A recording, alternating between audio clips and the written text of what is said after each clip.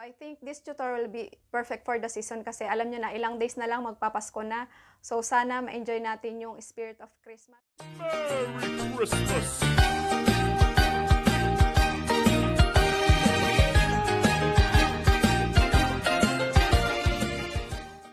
Hi guys and welcome back to the Holy Land Travelers channel. I am Sheila. So for this video gagawa tayo guys ng panibagong tutorial. Yes, panibagong tutorial about doon sa bago naming intro for Christmas. Yes, at gusto kong i-share sa inyo kung paano ko to ginawa at kung matagal na kayo dito sa channel namin, alam nyo na kung ano yung mga video editors na ginagamit ko.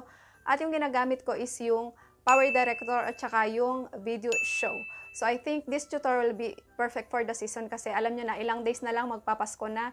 So sana ma-enjoy natin yung spirit of Christmas, hindi lang sa mga videos natin kundi as in talagang sa totoong buhay na damahin natin or ipadama din natin sa iba yung totoong meaning ng Pasko. So ayun guys, wag na natin patagalin tong intro natin. At yun nga guys, kung interesado kayong malaman kung paano ko ginawa yung intro namin, then please keep on watching. So first guys, open muna natin yung ating video editor na Powerdirector.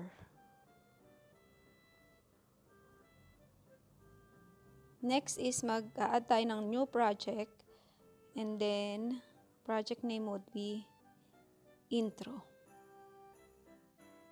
Done and then okay. Tapos ida-drag natin or i-add natin sa timeline yung na-download ko na free intro or unique background. So ito siya. Tanggalin muna natin yung sounds and then pipili kayo dito ng inyong background. So, ito yung gusto ko and then ikakat natin siya. So, 5 seconds. Delete muna natin itong side na to para medyo mas madali. So, 5 seconds.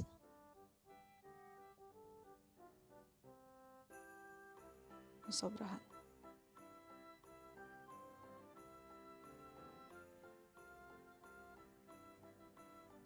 So, okay. And then, tap natin. And then, this side is i-delete natin. So, ayan. Ayan na siya. So, ayan yung magiging background ng ating intro. Tapos, i-add naman natin dito yung ating icon. So, dito ko siya sa PixArt na i-save.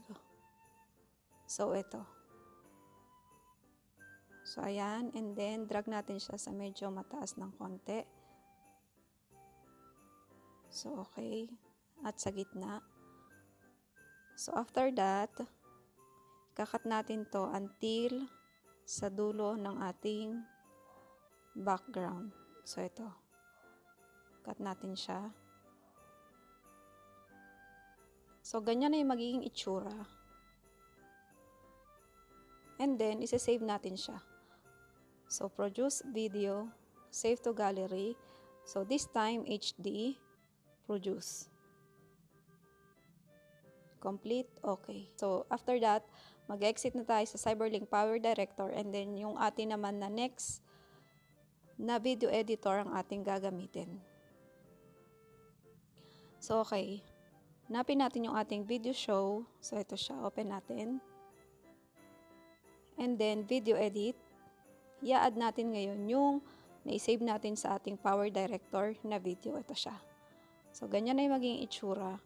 And then, hahanap tayo ngayon ng theme, kung nakikita nyo. So, ito yung mga theme na pwede nyong pagpilian. So, doon tayo sa more. So, tap natin iyon.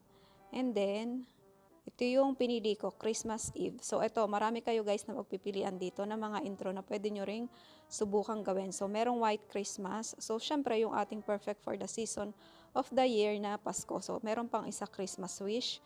So, bahala na kayo mag-explore dito. So, ito yung ginawa kong intro, Christmas Eve. So, add natin siya. So, ganyan yung maging itsura. O, diba? So, after that, mag-a-add tayo ng subtitle. So, click natin tong, itap natin tong edit and then subtitle. So, ilalagay natin is the Holy Land Travelers.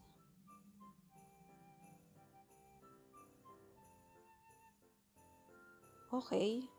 And then, ito rin, marami kayong pagpipilian na mga types ng subtitle. So, ang nailagay ko doon, kung hindi ako nagkakamali, is Christmas. Ito yung parang may baby na mayroong Santa Claus na bonnet. So, ito yung nilagay ko. So, ganyan magiging itsura. So, okay natin siya. So, tingnan nyo magiging itsura. So, ganyan. Pero, gusto ko siyang ilagay dito sa baba. And then, medyo palakihan natin ng konti. So, ganyan. And then, itadrag nyo rin itong subtitle na to hanggang sa dulo. So, ito na itsura niya. So, ganyan. O, diba? And then, kung okay na kayo, itap nyo itong dito sa taas na check.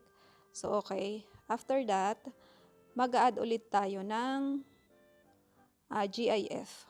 So, mag-add tayo ng GIF. And then, so, ayan. Dito ko siya gustong ilagay.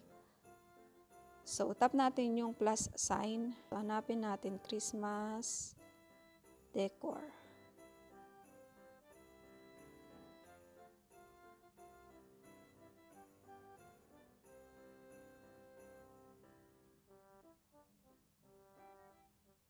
Christmas na lang.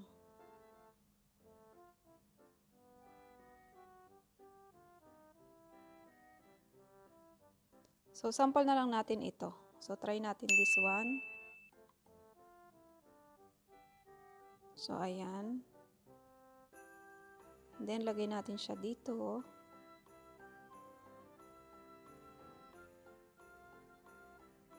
Tingnan natin. So, okay, see? So, mag-a-add ulit tayo ng panibagong GIF doon sa mismong tapat ng ating naunang GIF. Add ulit tayo. And then, yung the same na Christmas decor ang ilalagay natin.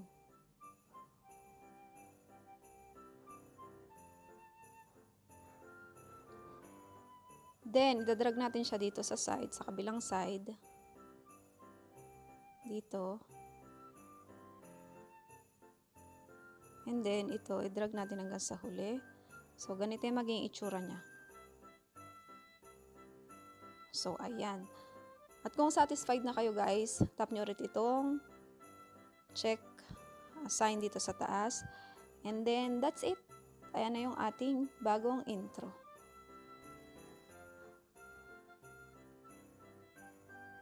Diba? So, ngayon, kung okay na kayo, itap nyo sa taas itong parang arrow na sign. Save to gallery. HD mode. And that's it. Tapos na tayo. So that's all for this video guys. I hope kahit paano meron kayong natutunan or sabihin natin as in talagang meron kayong natutunan sa paggawa ng panibagong intro ngayong Pasko. At nga pala guys, meron akong ginawa na green screen na social media lower third green screen. So kung gusto nyo malaman kung paano ko siya ginawa, then please comment down below, okay? At gagawa natin siya ng tutorial next time.